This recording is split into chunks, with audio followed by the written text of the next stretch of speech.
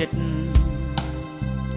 អង្គពីប្រលឹងខ្ញុំឈរនៅទីនេះដើម្បីទូលថ្វាយថាខ្ញុំស្រឡាញ់ទ្រង់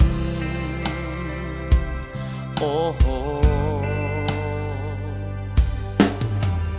អង្គពីកម្លាំងអង្គពីគំនិតខ្ញុំឈរនៅទីនេះដើម្បីទូលថ្វាយទ្រង់ថាខ្ញុំត្រូវការទ្រង់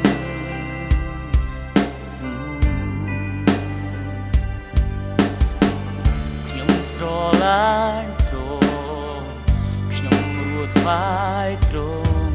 ព្រះអង្គជាទីពឹងជ្រកខ្ញុំរួចថ្វាយទ្រង់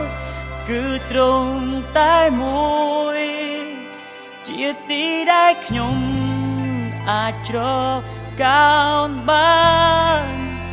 ខ្ញុំស្រឡាញ់ទ្រង់គឺទ្រង់តែមួយជាទីដែលខ្ញុំអាចជ្រកកោនបាន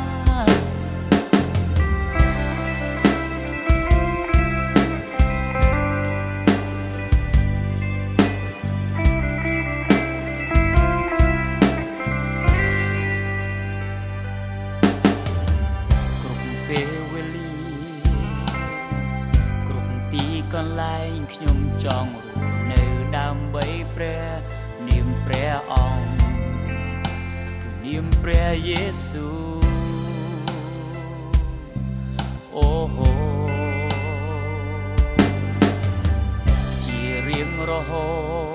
តនឹងអនាគតខ្ញុំចង់រស់នៅដើម្បីព្រះនាមព្រះអង្គគឺនាមព្រះយេស៊ូវអូ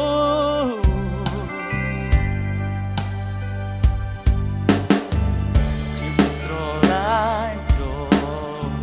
ខ្ញុំរួចថ្វាយទ្រង់ព្រះអង្គជាទី